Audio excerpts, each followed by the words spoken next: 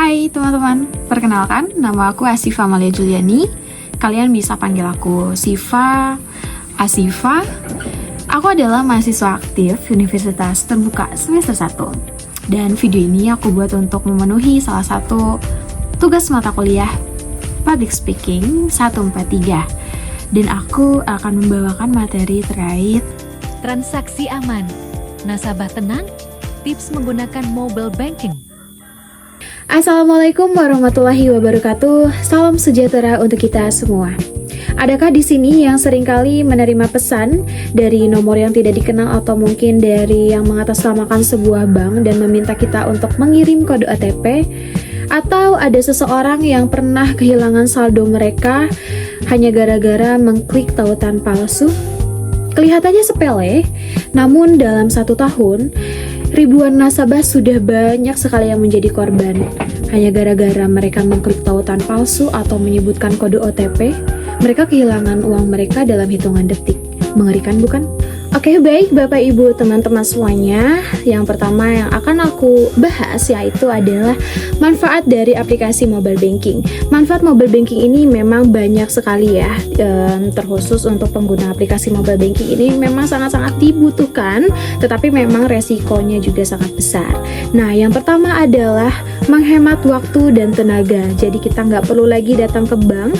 Yang kedua, bisa diakses dalam 24 jam. Yang selanjutnya adalah mengurangi resiko kita dalam membawa uang tunai, dan selanjutnya adalah mendukung penggunaan transaksi digital seperti kris.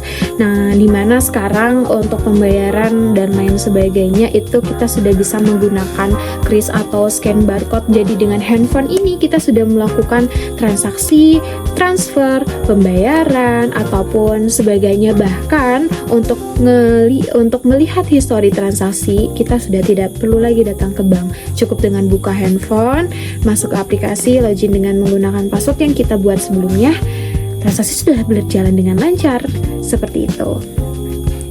Baik, selanjutnya aku akan membahas tips bagaimana dalam menggunakan aplikasi mobile banking supaya tidak terjadi hal-hal yang tidak diinginkan. Yang pertama, pastinya gunakan password yang kuat dan akurat. Jangan menggunakan password seperti tanggal lahir ataupun angka yang berurutan. Selanjutnya adalah perhatikan pengamanan handphone kita, seperti gunakan kunci handphone kayak Face ID atau sidik jari, itu yang lebih aman. Selanjutnya adalah lock off semua aplikasi ketika kita sudah menggunakan, terkhusus aplikasi mobile banking ataupun aplikasi digital lainnya. Yang selanjutnya adalah jangan menggunakan wifi publik, karena itu kemungkinan data kita bisa diretas. Selanjutnya adalah strategi keamanan BCA dan layanan Halo BCA. Di sini aku akan menjelaskan atau mengambil contoh dari Bank BCA. Mungkin di sini ada yang menggunakan aplikasi dari Bank BCA seperti My BCA ataupun mobile banking. Nah, dari aplikasi tersebut kita sudah ada aplikasi Halo BCA, di mana kita sudah bisa telepon call centernya itu tanpa kita harus isi pulsa terlebih dahulu. Jadi memang free dan yang penting adalah jaringannya stabil. Nah, ketika seorang nasabah BCA sedang mengecek saldo melalui BCA mobile, tiba-tiba dia ada notif di handphone. Tring, ada notif masuk, dia mengatasnamakan BCA, terus meminta PIN dan OTP dan lain sebagainya. Nah, itu merupakan kejahatan atau serangan phishing.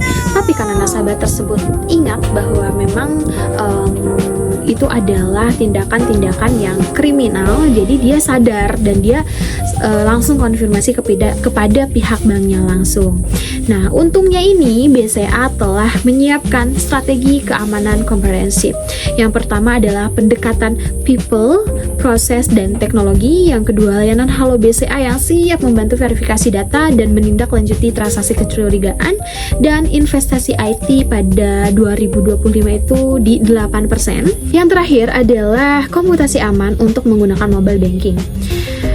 Bunga adalah pelajar yang sudah diberikan akses untuk menggunakan atau memiliki mobile banking oleh orang tuanya.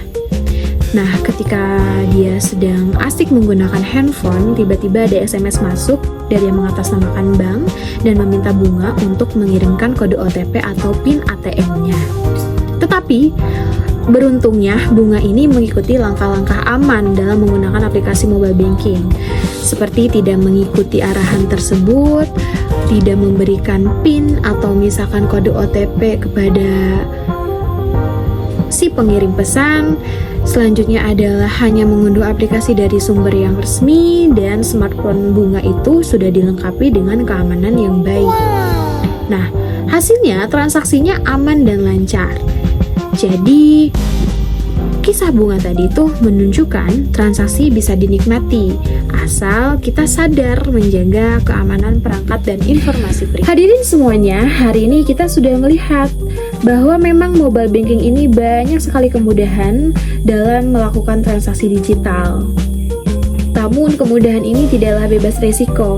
Penipuan, phishing, kebocoran data pribadi, bahkan penipuan-penipuan digital lainnya itu merupakan ancaman nyata yang bisa terjadi kapan saja. Yang membedakan kita dengan korban adalah kesadaran dan tindakan nyata. Dengan kita menjaga password, menjaga handphone kita, menjaga data pribadi kita, ataupun menerapkan komputasi yang aman, kita tidak hanya melindungi diri kita sendiri, tetapi orang tua, kerabat, teman-teman, komunitas lain, atau orang-orang yang berada di sekitar kita. Hadirin yang saya hormati, setelah saat ini kita tidak hanya menjadi pengguna mobile banking yang cerdas, tetapi juga menjadi teladan bagi orang lain. Bagikan pengetahuan kita, awasi transaksi kita, dan jadilah nasabah yang cerdas. Sehingga transaksi digital menjadi pengalaman yang menyenangkan, tenang, dan bebas khawatir. Mari kita buktikan bahwa nasabah aman, transaksi tenang bukanlah sekadar slogan, tetapi gaya hidup digital kita. Terima kasih atas perhatiannya dan terima kasih atas waktunya. Wassalamualaikum warahmatullahi wabarakatuh.